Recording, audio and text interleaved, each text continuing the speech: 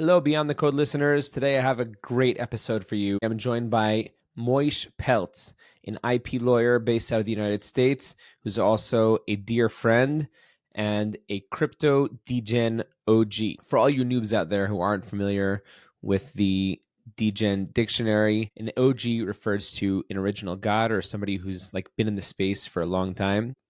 And a degen refers to a degenerate, but not in the bad way that you might think. It's actually a compliment of sorts, but we'll discuss all that later. Enjoy the show.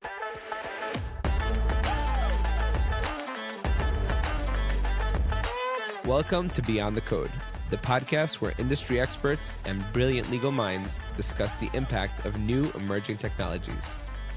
I'm your host, Yitzy Hammer, a lawyer and tech enthusiast. Join us as we explore the legal, regulatory, and ethical issues surrounding AI, blockchain, and more. Get ready to go beyond the code and stay ahead of the game.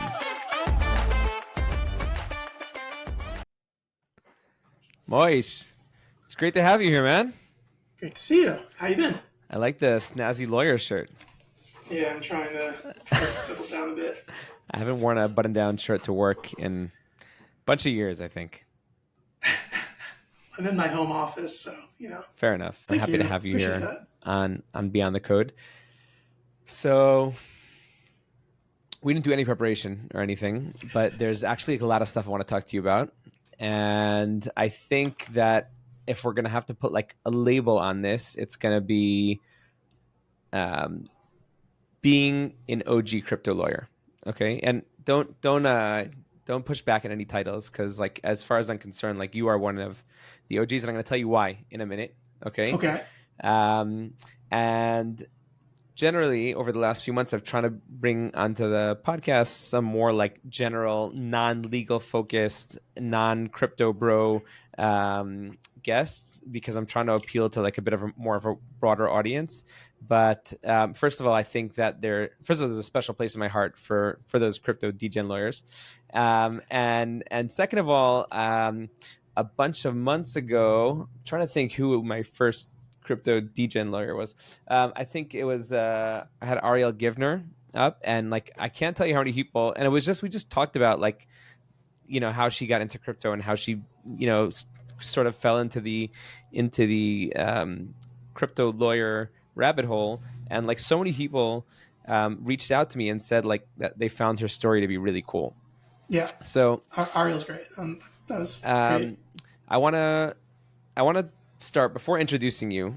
Okay, I want to just start giving my own story, because you're very much a big part of it. I don't think that you know that. So you know a lot of this, but not all of our listeners do. I have a bunch of hats. I've got my, father hat, husband hat, soldier hat, podcast host hat, but also obviously I'm a lawyer. I have my own practice, DLT Law, together with a couple of partners that focuses on blockchain regulatory compliance and legal work. And before starting this practice, I was, like a 9 to 5. Well, it wasn't really 9 to 5. It was more like 7 to 2 a.m. guy working Right. at a large firm here in Israel, Herzog Fox and Eman. I was very fortunate while I was at Herzog to be exposed to kind of like the ICO boom, where we were really working on many ICOs, like almost like on a weekly basis, and we did some very high profile ones like Celsius, and it was really like an incredible insight into this industry. But I was number one, by no means an exclusive crypto lawyer. It was just, I was a tech lawyer, and crypto happened to be a big part of it. And number two, I was very much looking at it from the like employee in a large law firm perspective. I wasn't like degening at all, unfortunately. And when I went out on my own, and I had to figure out kind of like, where do I get clients from, and how do I reinvent myself as a crypto lawyer and not just as like a general tech lawyer, I needed to like deep dive into how do I get my name out there, and be like, what does this community actually look like beyond the legal side? And so I started doing a lot of digging. just aping into random crypto projects and buying a whole bunch of NFTs, losing a ton of money. I don't know if you could see, I have here like up on the wall. Oh, I can't move, Oh move the yeah, camera. I can see through the But I blur. have There's a here like a, mutant a whole and bunch of like really shitty NFTs that I bought, and like each one is for me a story as to how I fell into this, ape hole, I guess you can call it, rather than a rabbit hole, yeah, like yeah, a yeah, mutant for ape, and sure. all these like weird NFTs and scams, and like it was very much a part of the learning process. And I also started getting more active on Twitter. I had initially opened up an account like in 2009 and was like a little bit active when I was a student, like politically, and then kind of ditched it and moved over to LinkedIn. But coming back into crypto in my Degen hat, I realized what a big part of the crypto legal world, like crypto Twitter is. And I quickly realized that there are some like big names in the legal space. And one of them was this guy like Peltz ETH, with a really cool NFT ape, but like a legit one, not like a fake one, or not one of these like mimics or mutant apes or hippie apes or whatever. And not only were you very active on Twitter and had like really solid and interesting content, you also were quoted frequently in Decrypt articles and in some CoinDesk articles. Like they'd have some like recent litigation or whatever, and then they would say like crypto lawyer Moish Peltz, who goes by the Twitter handle Peltz ETH, says blah blah blah, and I'm like, oh my god, I want to be that guy. And then like I set my heart on getting quoted in a Decrypt article. Like it just fell into my hat somehow. And then I was like quoted together with you in an article. I'm like, I made it. It's I'm together amazing. with Peltz ETH in an It's article. amazing. And that was like, I guess like the first layer of the onion that I unraveled. And then as I started going to more global conferences and speaking, I actually got like deeper into this. I know we've talked about this before. One of the really cool things about the like crypto legal world is how generous everybody is and friendly with information. And For sure. Yeah. one of my trips going to NFT NYC, a bunch of guys organized, what do they call themselves, the blockchain barristers, organized this like meetup in a bar, and I actually got the opportunity to meet you there for the first time. And then we met again in Israel, and we've done a little bit of work together. And like you're, again, like I said, you're, as far as I'm concerned, certainly one of the OG crypto lawyers, but also for sure one of the like OG crypto degen lawyers. And like people who are not in the space don't understand the use of the term degen. They think it's being, it's an insult of some sorts. Why are you calling him a degenerate? But like degens wear it like as a symbol of pride.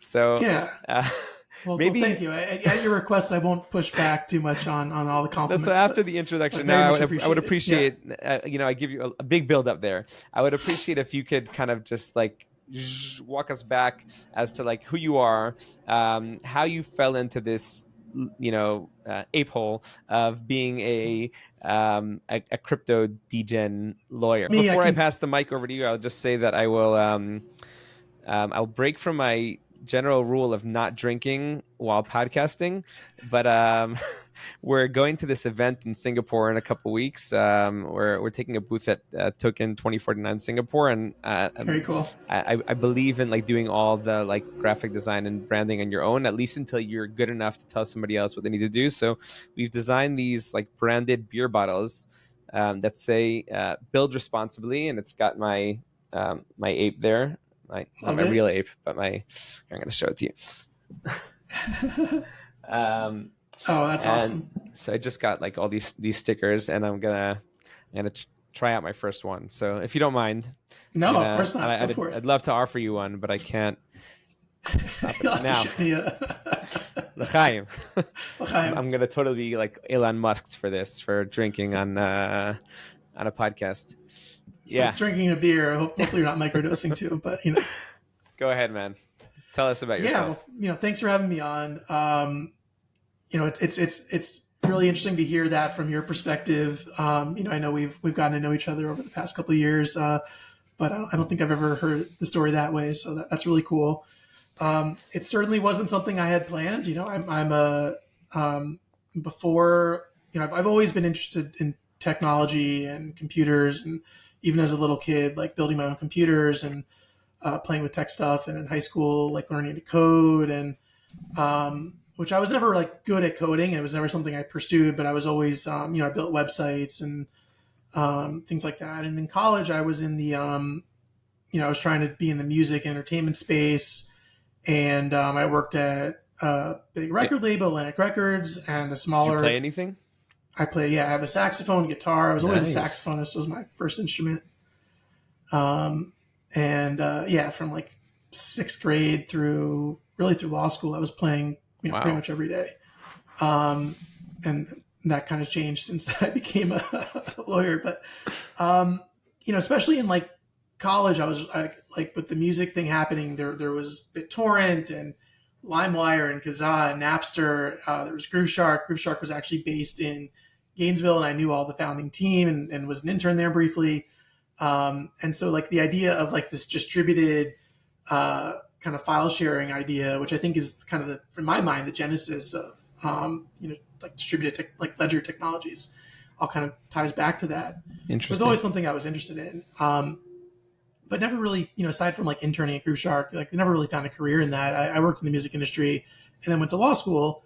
And in law school, I found intellectual property to be like a much more applied version of entertainment law, much more business, kind of the intersection of like real business and how you market and contracts and license agreements. And like I found a lot of interest in that. And so I graduated law school in 2012, and I worked at an intellectual property boutique firm. Small firm, but I got to do everything, working directly with partners. Awesome experience, and they really taught me everything I know. But then while I was doing that, so as you said, kind of like 9 to 5, but really like 7 to whatever. I was an associate at this firm, and then I had a buddy come to me. He's like, "Hey, I'm doing crypto mining. It's kind of taken off. Can you help me like put this into a business?" And so I went to my firm and was like, "Hey, like, they're like, no, we don't know what that is. Like, if you want to work on a side project, that's just not with the firm." So I did that, and I helped That him. was generous of them. It was, yeah. I mean, it's like the benefit, like even now, like I'm not at a mega big law firm. It's like, no, you can't do these things, right? They were people, and I explained to them what was happening. Like, if you want to do it on your own time, go for it. So we started a Bitcoin mining as a service company before there were any like laws or regulations. What year was this? This was 2013 into 14. Wow. 2014. Dude, you are an OG. Yeah. And it was an awesome idea. Timing was terrible. We started like basically right into the like epic bear market in Bitcoin, and went from like, I think it was like 3,000 down to 300 or something like that. And then we were like deeply unprofitable. And then it went down to like, I think it was like the bottom was like 80 or 90. And we were like, all right, just turn everything off, shut down the servers, sell it for scrap. And I went back to my day job. It's like, oh, no big deal, whatever. But as part of that, I learned, I learned like the basics of what crypto is. I got an interest in it. Unfortunately, we were like selling all of it into USD and like giving it to our customers. So I didn't really keep any of it. But I had like some dust. I was like, now that became like the what were beginning the of what I mining was rewards like then? Yeah. Oh, well, so it was, the cool thing about the company was my friend who was the tech on the tech side, developed a script for selectively mining the most profitable coin at the time. So it was going between, I mean, Ether didn't even exist yet, but it was like between Litecoin and like other kind of like coins like that. And I don't remember. I mean, I'd have to look back. I know we had like Excel sheets from like back in the day, or like of what the But you were looking at rewards it, were, at it from like specifically from a fiat perspective. Like what kind of exchange rate could we get on these tokens? It wasn't like you weren't thinking in the long run like where the market could go to, and no, I guess nobody it was really like a few was at that dollars a time. day kind of Right. thing, and it wasn't a big deal. And we weren't directly mining Bitcoin; we were mining altcoins because it was easier to mine at scale at the time, and we didn't, there weren't like we didn't have the knowledge at the time, like, oh, let's get a container full of like Hindsight. Bitmain miners and just put it on like a power grid somewhere. It was like this was like before we had a like rack space in a I was in Miami at the time, and there was a commercial like hosted computing place. It was like one of the big places in downtown Miami. And I went in there and I was like putting computers into the rack space. We just had like a flat fee agreement. They had no idea that we were drawing like an exorbitant amount of power. They didn't care at the time. So it was like so stupid, and we like had no idea what was going to happen. If we did, obviously, everything would have been different. But we made a little bit of money, but then we lost a lot of money, and then we shut it down and went back to our day jobs. Crazy. Okay, So so then, what was yeah, the next so step like, after that? I probably saw what you were doing in Israel in 2017. It was like, oh, I'm an IP attorney. I'm not an ICO attorney. I don't know anything about like selling. So like, I did a little bit of that as like a consumer, and I thought it was funny and stupid, but I wasn't like, I wasn't like diving in I'm saying like as you an were attorney a degen first, lawyer second, sort in of. crypto. In crypto, right? yeah. Yeah. Right. So for me, it was the opposite. Like I was looking at it from pure legal perspective, and I wasn't understanding the like greater coolness of it all. I was also like super skeptical. Generally, I'm a skeptic. It's very like unlike me to be into crypto, which is why I kind of like fell into it because like it doesn't come natural to me. I think I had the same skepticism in 2014. It was a business opportunity. It was a way that we could, sell pickaxes, not that we could, actually, obviously if we had just invested that money in Bitcoin and not done anything, that's it, right? I'd be retired. But you have an ape JPEG, which at one point and you holding it was worth like north of 100 grand. So like, you and I are not the same. Well, you have an ape JPEG too. You have another beer bottle right there. Let's get to that story. Yeah, but I think you bought yours when it was like, a fraction of. It was. Yeah. So actually, tell me the funny your. story is I'm pretty sure I used some of the mining rewards from 2014 and Ether didn't exist in 2014, but I had received basically at some point some ETH that was essentially from a zero cost basis that was used to buy my ape at like $3,000. Wow. Okay. Yeah. So tell me your ape story. So yeah, fast forwarding a bit. This was in. So that was crypto mining. Yeah, so that was crypto mining. I went back to my day job, and I'm an IP attorney. Around 2016, I moved to New York. Around 2018, I joined what is now Falcon Rappaport Berkman, where I started the IP group, and I'm now I've started the digital assets group, and I'm a partner there. So now 6 years. So this is in 2020, kind of early on. Really in 2019, I started seeing like DeFi summer, and I had friends in like Degen chats that were like, hey, like this is what's happening. And I started getting more involved. At that point, I kind of saw, I wasn't really aware at the time, like CryptoPunks in like 2017 and 18.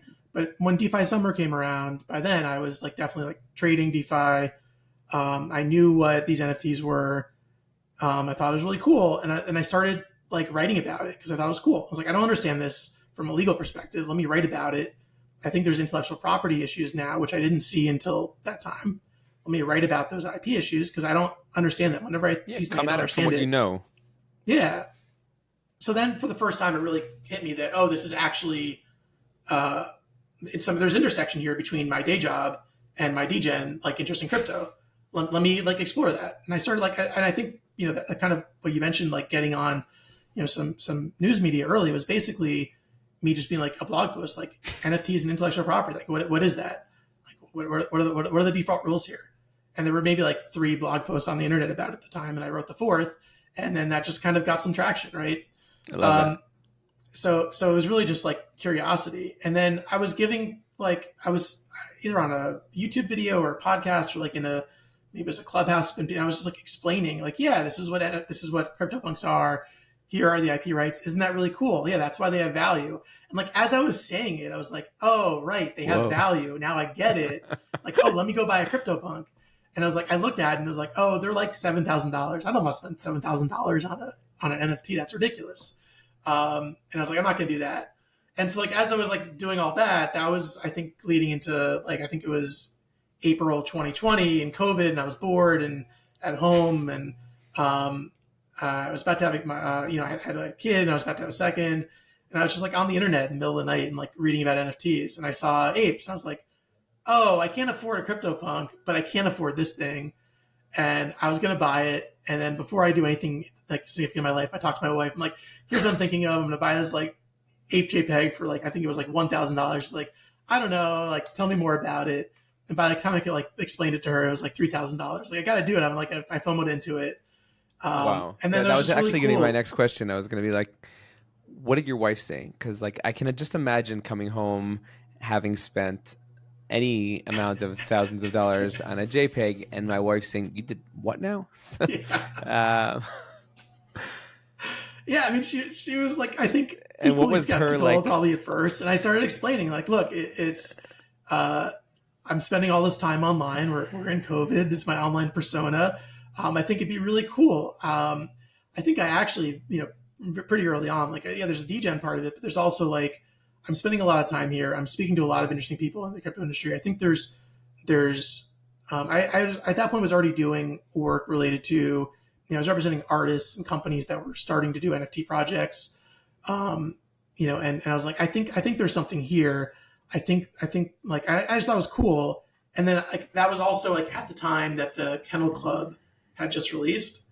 So I was like, I'm pretty sure if I buy this Free thing, there's going to utility. be a financial reward to doing it. Um, and so I wasn't thinking about it necessarily as like a financially like, oh, I'm going to make tons of money, or this is like a business, like I'm going to do it as like a business card or something. It was just like, I think this is really cool. I think it's not a crazy amount of money. The money I'm going to use to buy it is from a place where like if it goes to zero, it's fine. And I just pulled the trigger, and that was kind of it. Awesome. And then it was like a wild ride afterwards because you bought just at the right time where things started to get fun, the mutants and the vials and the dogs. And like I imagine at some point within all that, when you have like just money falling at you from the sky, including like ape tokens later, like what was your wife's aha moment when she's like, oh, okay, this was not such a bad Yeah, I idea mean, after all? I probably would have held all of it to zero and completely round tripped all of it if it was just up to me. And she was like, thankfully in my ear, like, okay, you should probably sell a little bit. Like, all right, I know you're right. So, thankfully I took a little bit of profit off the table. But again, I was never thinking about it that way. And I still hold most of what I started with, at least, with the ape and its rewards. I don't, that's, I think objectively at this point a stupid financial decision. But that wasn't why I was doing it, and I was never doing it For to make tons sure. of money. It's also like, at least it was, I think it still is to a certain extent, like a rite of passage in a sense. Um, the the crypto degen side of things is very religious, and it's them and all the outsiders, and when you speak their language it's much easier for them to relate to you, even if you're speaking in your legal mumbo jumbo. But if you're doing it like wearing an ape t-shirt or like a hodl t-shirt or whatever, then it's like, oh, okay, like now I understand what you're saying, right? Like, It, do you it, also it find that? definitely there's almost like a language barrier, and I think just the only way it's so crypto is so complicated. I've always believed the only way to really understand these concepts is to ape into it and play with it and tinker and For explore and ask sure, for questions, sure. and you can't do that if you don't have your hands on it. Yeah, So you got to get your feet wet, yeah. and it's the only way to learn. Like, even if you would lose all your money, it's a great learning experience. Like, and only when you get down and dirty with the rest of them, then like, you can appreciate it as well. Yeah, and like when I was doing DeFi Summer, I think this is back in 2019. Like I I definitely was in like rug pulls, and I was in like crazy tokens that had like insane economics that were not sustainable and didn't make sense.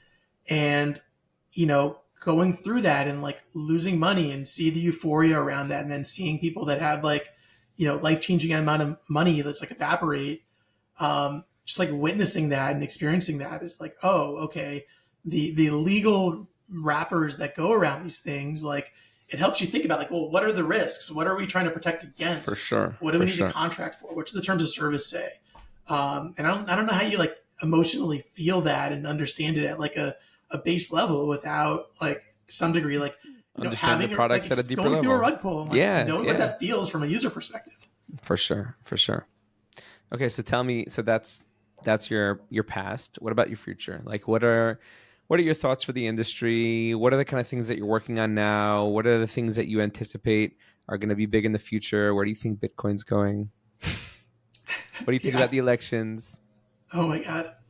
All right, I guess we got some time. So let's see. So I'll start with like where I've so that I started with the IP and NFT kind of Mm-hmm. licensing and trademark kind of work, and then my partner Kyle, we added a corporate securities attorney, and then once we kind of did that, we realized we're in a full service firm, and basically these crypto startups that come to us, or at least this was in the past, but looking forward, they're essentially startup businesses and they have different legal needs. And our firm, being a full service business law firm, is uniquely positioned to help them with employment issues and litigation issues, and now bankruptcy issues, and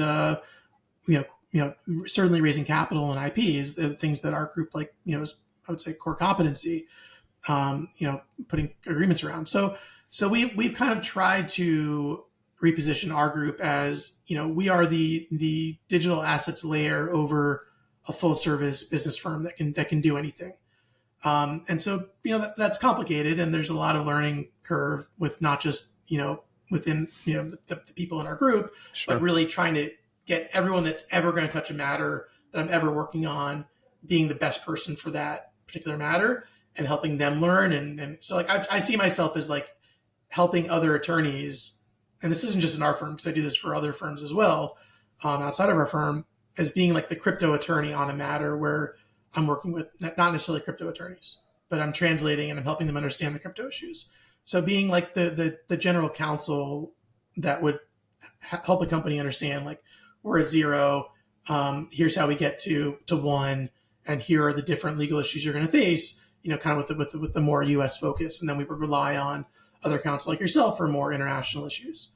So that's kind of like Sure. where we are now, and kind of how we're trying to like grow in the future, is to just be better at that and to do it more comprehensively, and just have the attorneys that are touching it in every jurisdiction be the best people to do that, and be able to kind of hand that off seamlessly and have like the perfect team on every matter. So not an easy task, but that's what we're building, and we think we're most of the way there. It's fine tuning at this point, right? Absolutely. Um, And you guys are so where doing a do great I? I job. mean, yeah, right. I get, And yeah, and like you too. I mean, like we've worked on a bunch of fun matters together where you've been a big part of that, and your team's been a big part of that, and so it's fun, right? And it's fun. absolutely. Like, this is my experience in the intellectual property world. So when you file a trademark in the U.S., like, trademarks are very jurisdictional. You file a U.S. trademark. Well, if you want a trademark in the European Union or Israel or China, you also need to file a trademark in those jurisdictions. So you need to know attorneys in those jurisdictions. So you need to build a network of attorneys from all around the world that can solve those problems as they uniquely present themselves in different territories. And crypto's the same way. So I've been doing that for 12 years, and now it's like the crypto side of things. It's like, well, how do you rebuild that? And there's no playbook, right? I didn't graduate law school like, oh, I'm going to be a crypto attorney.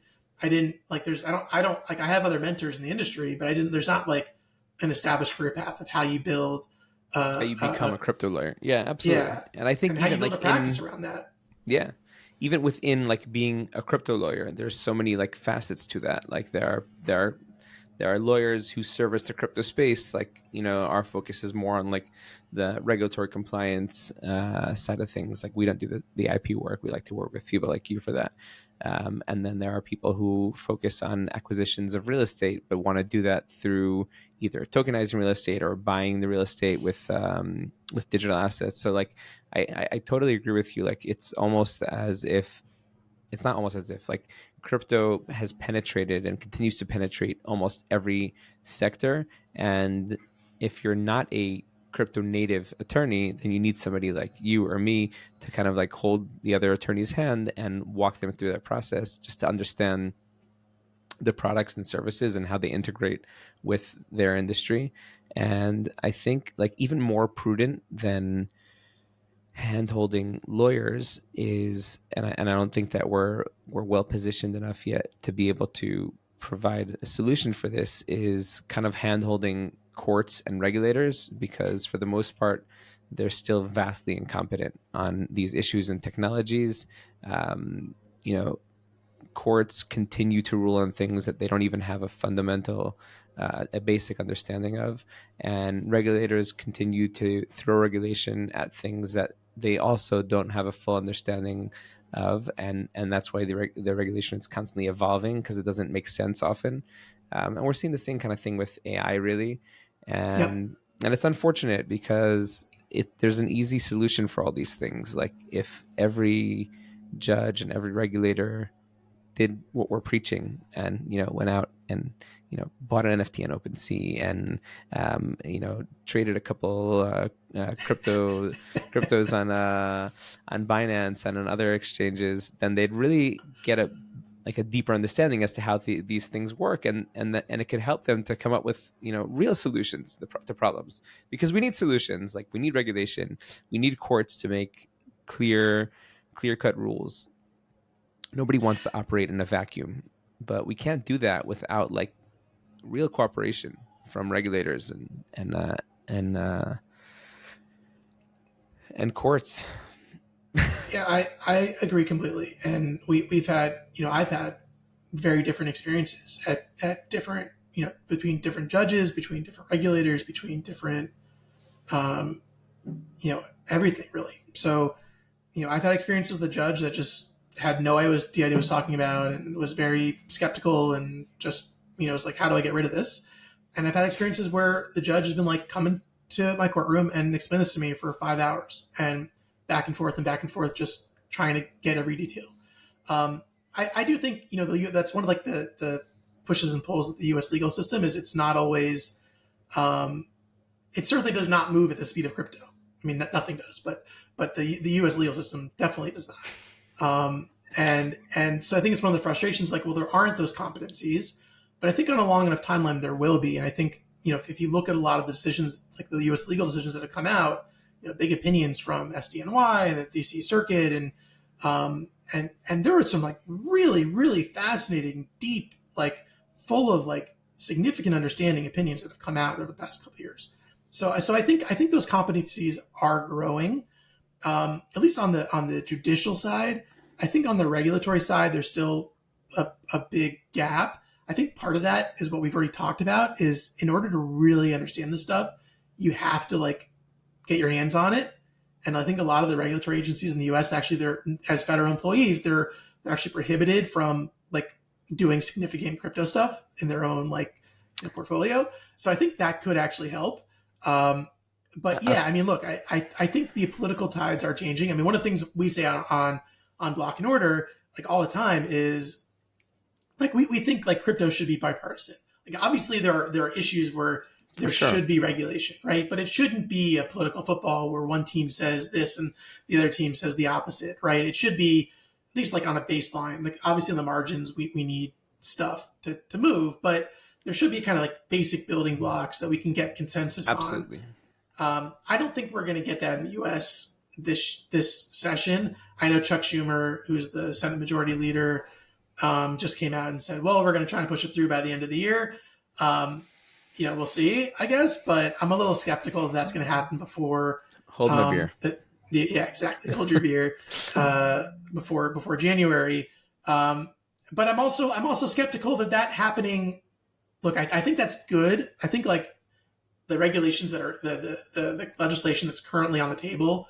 There's different flavors for different issues, but looking at a market structure bill and looking at a stablecoin bill, maybe a stablecoin bill, I don't really care about. That's probably fine. The market structure bill, I think, kind of like what you're seeing in Europe, I think would be good for like the really big established incumbents. Mm-hmm. I think would be less good for a lot of the early stage companies that you and I work on. I think having flexibility, having an absence of regulation is fundamentally bad and frustrating, but better than having like really really like strict new regulation that does things that are not good for them. And I'm concerned that some of the market structure legislation that's being contemplated now would make it much more difficult for early stage companies to kind of navigate without a significant war chest that they're spending on legal versus 99 other things that would be more valuable for their business. And it just makes it so hard to grow that way. I think that just going back to what we were talking about in terms of the regulators and their difficulties, whether or not it's related to their inability to access these technologies, I think there's a real lack of incentives. I'm not sure that it's the same way in the U.S., but I have a feeling that it is. In Israel, there are a number of regulators that have various interests in crypto. You have the AML authority, and you have the tax authority, and you have the equivalent of the SEC, and then you have the overseer of the banks, and each of these regulators has its own kind of take on the crypto industry, and they've all been slow on the uptake, but the one regulator that has been, I guess, innovative to a sense is the tax authority. And that's because Mm. there's a very clear interest here. They want to tax you no matter what. Okay. Now, initially they said, okay, you have revenue from crypto, pay taxes. And then Israeli entrepreneurs would come and say, yeah, but we can't bring that money into the banks because the IML authority and the bank overseer aren't letting the banks touch the money. So how are we supposed to pay Right. taxes? So they came up with an innovative way for you to pay your taxes regardless. They said, you know what, like we'll find a way for you to pay them even if it's in crypto. And so it's really just like whether there are lack of incentives, so the regulator moves slowly or comes up with excuses or just does arbitrary enforcement, where there are enough incentives put in play. And again, I think it's the same in the US because I'm sure you read Andy Greenberg's book, Traces in the Dark. In the end of the day, the ones Yeah, it's up who here cracked somewhere. Bitcoin were the IRS Special Investigations Team. There were enough incentives to go after, tax evaders, and so they figured out a way to crack the code. So where there's a will, there's a way. that's my take on Yeah, it, I anyways. agree with that. And I think that's like fundamentally on a longer timeline, we're going to get there. But I think the next 3 to 5 years are going to be incredibly frustrating because it's just not going to move at the pace that really the industry needs it to move. It's going to move at the pace that like the U.S. regulatory state moves at, which is that's it is. So and I think from a U.S. perspective, like there's kind of like this stability that comes with it, as unstable as U.S. politics can look from both inside and outside the country. There kind of is like this. Well, like it's going to move slowly, but it's going to move. It's kind of like what Obama is like. It's like the I forget exactly the quote, but like the broader scheme of it. It's like it moving positively over time. And I do think it's going to be. I'm optimistic that it's going to happen, and we're going to get there, and we're going to get regulation we need. But it's going to take some time. It's going to take a lot of pulling teeth. It's going to take a lot of, unfortunately, businesses that don't have runway to survive that are not going to last. Yeah. And we see that, right? And it's really frustrating. But I don't think there's anything else to do. And that's kind of one of the benefits of being the lawyer and the push and pull of like being a lawyer versus being an entrepreneur is like, well, we get to kind of sit there and help 100 different companies do this. Which is incredibly frustrating, but also you can see like, okay, you are going to get to this point and you're going to have this success because we know you can grow to that point and you can overcome this obstacle. And so it's frustrating, but it also kind of leaves me optimistic. Yeah, it's definitely frustrating. There's a clear benefit for our firm I because know, and it's terrible. all these U.S. companies and entrepreneurs are turning to us, to set up structures offshore. And basically, the first condition that any of them have, whether they're Israeli entrepreneurs or European entrepreneurs or most oftenly U.S. entrepreneurs, is we want to build this crypto product, but we want it to be as far away as possible from the US. We want to block US investors, we want to block US consumers. And like, it's incredibly unfortunate for American investors, American consumers, and also US entrepreneurs who need to, go through all these great lengths and also spend so much money just to just because there aren't clear guidelines as to how you can operate with the United States. I feel like a broken record because I talk about this almost on I every know, me podcast too. with an American lawyer, but it just like it really blows my mind. But I think that's look. The reality on the ground is not changing. In that's the playing field right now, right? I do think that the outlook that you're seeing from politicians and regulators is changing, and that they've heard that so many times, and they've experienced it, and they've been told stories about a company that like I have clients, right? They're a U.S. company. They're not doing token issuances. They're just a services company. They're doing some like really cool, innovative thing where they're providing a service or they're building something for other companies that maybe are launching tokens, right? Mm-hmm. And like all we want to do is we want to get paid in that token, or we want to participate in their ecosystem because that's part of our business strategy. And they're we don't want to have telling to set up us 3 companies outside of the US just to get like paid.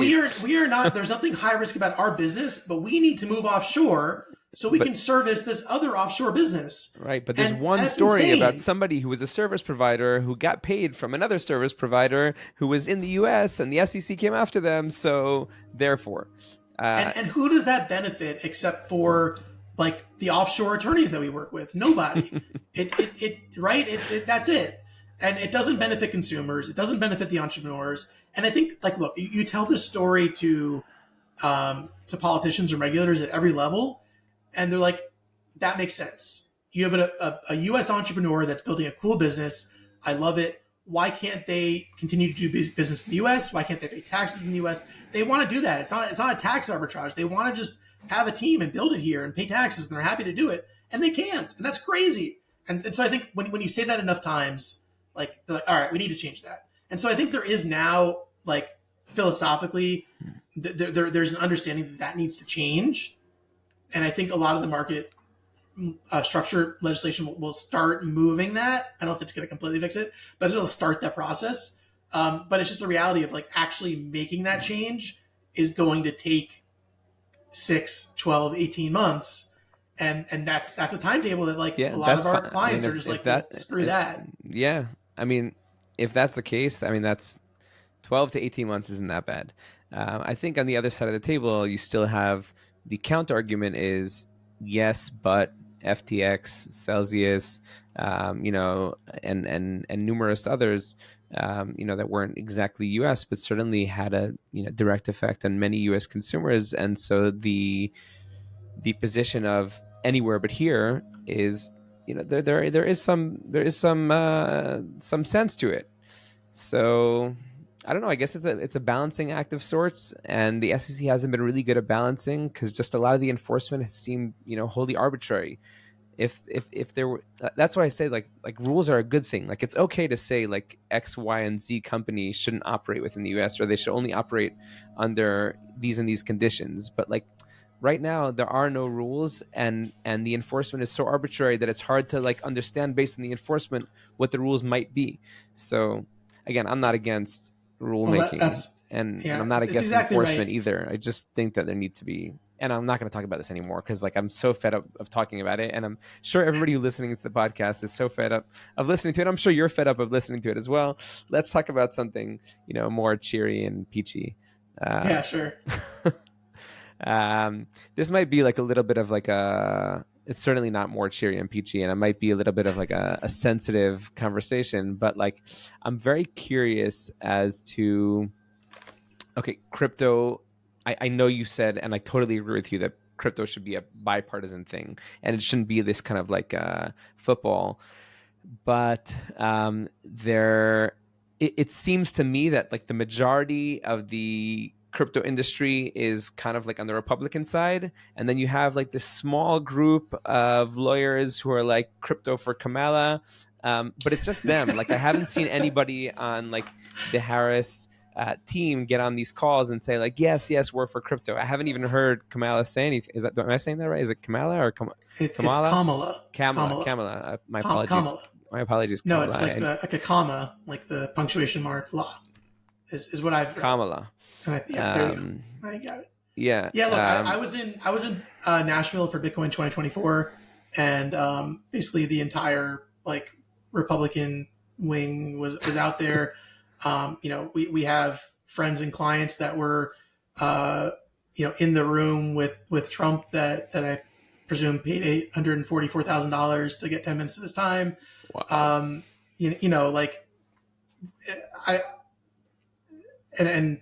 I don't know. Like I've talked to Ryan Selkis. Like there's a very Republican base about, and there's almost like a religiosity to the only way to achieve any outcome is to back the Republican Party, and I see that. I don't necessarily completely agree with that. I also don't know anyone that is like a lawyer for Kamala. I don't know anyone in the Crypto for Kamala group. I've never heard that There are a few articulated. on our scout Are through they group. are they actually I'm like not going to in expose them on the the call, but okay? on the pod. But there are I some can good imagine. folks on the other side. Without But picking again, sides. I don't. Uh, so sorry. What's the question? I mean, I'm just yeah. curious. I That mean, no, the question was whether it's just some like hopeful Democrats or whether there actually is a position on the from the Democratic Party that's pro crypto. so as far as I understand, there is definitively not a Democratic Party position on it, except what they've been doing for the past, almost 4 years, which has been nothing but hostile. There are individual, congresspersons, the people, like Richie Torres pops up in mind that have been incredibly pro crypto on the Democratic side. And there were a few letters that were signed. So yeah, I mean, as a party, the Democratic Party is certainly does not seem in favor. There are individuals that do seem to be in favor. This just happened in the last like 24 hours, but Chuck Schumer also said basically he thinks it's a shame that entrepreneurs are not being treated well, and he wants to change that. But we have not seen, and I think I think there are people that are being really aggressive and perhaps like too aggressive on the Republican side, and I think I know why they're doing that. But I don't think hostility to the Democrats helps anything. I No, think the goal should be to build consensus on things that I agree. are across the aisle, and give feedback to the Democrats like those are things we want, and it would be helpful if you could help us with that, and then start from that point and go from there. That might be, I guess that's controversial to some people. Like, no, we got to back the horse that cares about us and tell everyone else to screw off until they change. And I agree that until there's like actually a change, it seems kind of, I'm skeptical that they're going to change. But the reality is they something has to change. It's just unsustainable where it is currently. And so you need to continue the dialogue and talk to the people, the individuals at least, and the regulators at least that understand the issues. And if you do talk to individual regulators, and it's something again, to repeat things we've probably heard in every other podcast, on the human level, on the individual conversation level, they understand the issues, they see what changes need to happen. But when it starts going up the level to okay, the top level whatever needs to approve this like significant policy change, like, well, So it doesn't that goes happen. back to my initial question. So are they towing the party line, or does the party not have a line? Like if you say on I don't know. the Is there a individual level difference? they I seem to think it's understand the both. issues, why isn't it permeating to the higher echelons? I don't know. I wish I had an answer for you. If we had an answer, if we knew what the cause was, we could probably fix it. I think there's speculation that it has to do with the Elizabeth Warren kind of wing of the Democratic Party. And it's like, well, Right. but why? And what's their hostility to And what do you at achieve? least, yeah, like why are they doing it? What's their incentive for being so hostile? Why can't they at least agree to changes that would help U.S. entrepreneurs keep entrepreneurial tax-paying activities onshore? And I don't know that we've ever received the answer for that. So, if someone out there is listening that has a better I was answer, going to I'd love say to hear this is a it. direct shout out to you, Crypto for Kamala. Um, Individuals, and you know who you are. If you're listening, and I know some of you are, I would love to hear your opinions on this. Moish would love to hear them as well. You're welcome to come on. You could DM me individually for Democrat hat view on crypto deep dive, or just plug in any of the comments on YouTube, or I'll put a Spotify question up. So I look forward to hearing, another view on this. I agree. Okay, now, what does the future hold for crypto? Like, what kind of products are we going to see? We've been seeing over the last like 3 or 4 years evolving DAO structures. Sort of, I guess, like in a way, DAOs are getting more mature. Both DAOs that were launched initially and are going through like a gradual decentralization process have come to be, somewhat fully decentralized, and have seen the initial founding teams kind of like disconnect from the project, and that's cool. Like it's certainly a great way to kind of understand like to what degree these models are effective. And we're seeing new models of DAOs coming out. Like, what do you think we're going to see in the next year or two? And what do you think we're going to see on the NFT market? Like, do you think NFTs are ever going to come back to the way they were? I'm just I'll throwing start questions with at you. the I'll NFT. keep going. Like, yeah, the chart by NFT volume all time is like really depressing because it's like this huge spike in like 2020, 2021, 2022, and then it just kind of flatlines and it's just been dead for like, 2 years now. Um, you know, I love You say NFTs. dead, but like apes still go for like a floor of $7,000. Like the fact that any JPEG, goes for $7,000, and there's like a daily trading volume is, I think, pretty impressive. Like people, say, "Oh, Bitcoin went down to $60,000." Like $60,000 for one Bitcoin. Like let's go back a decade, it was like a few dollars. You know what I'm saying? Like it's pretty insane. Yeah, look, none of like these bear markets have all been like really intense, and like in the past, like I'm saying, since like 2022 to now, but it's like nothing compared to like what I was describing. This is like I would say like my at least third, maybe fourth. I don't know how you count cycles in crypto, but each one like feels different, and if it Totally. doesn't feel like everything's been left for dead and we're moving on to something else, then you're not. It's not like a real bear cycle, in my opinion. And so that's just part of the process. Is um, in crypto, there every kind of cycle, there's new things that are built. There's things that don't work out, that get destroyed. There's entrepreneurs that go through that experience.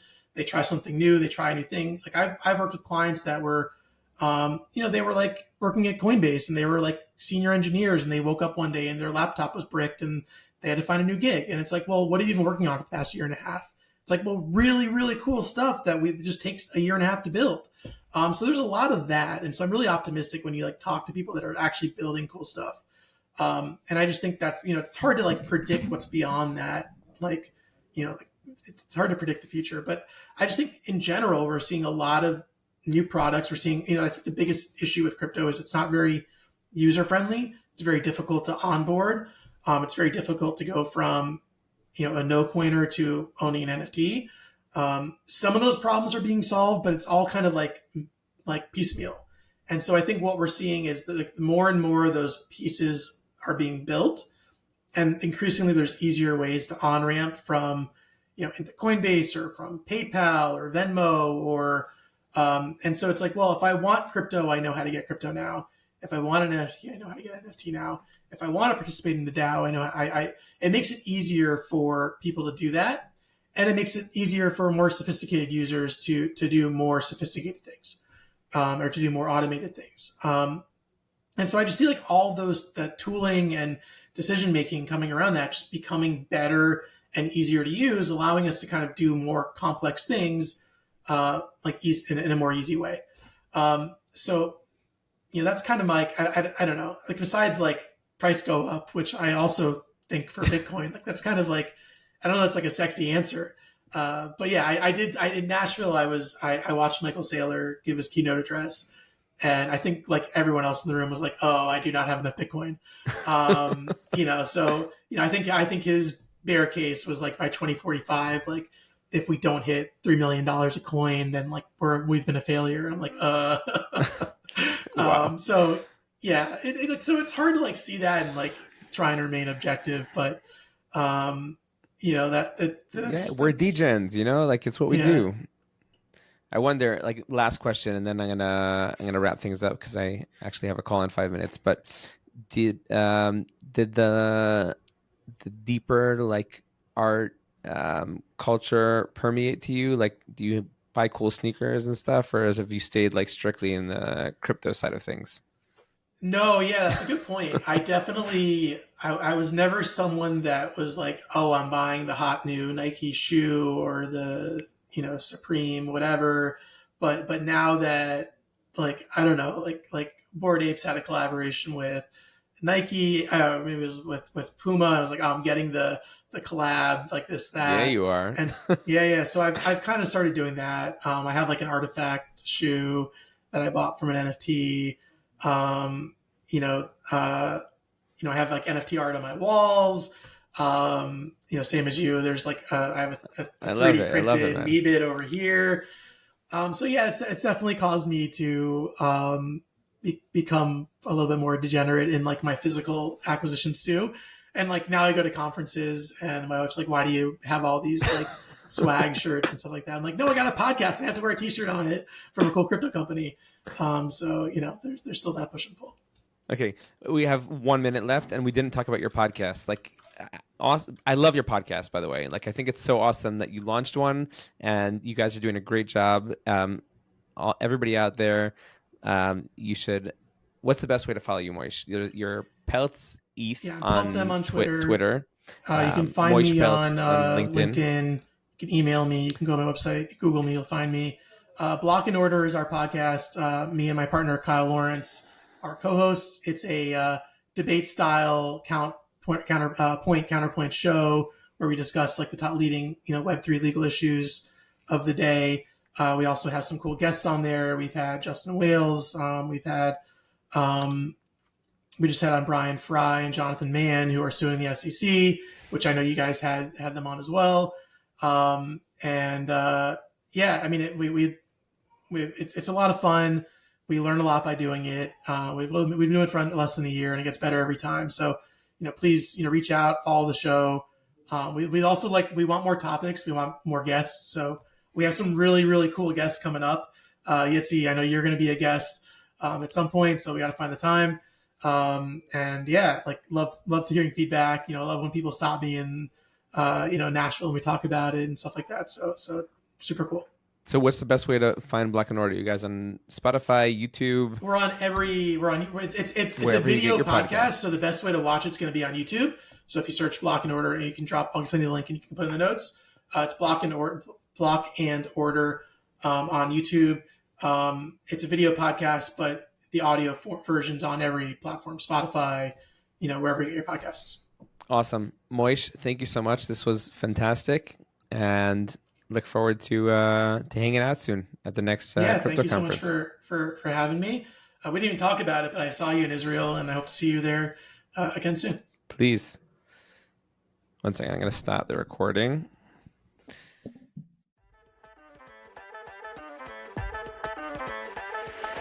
Thank you for listening to Beyond the Code.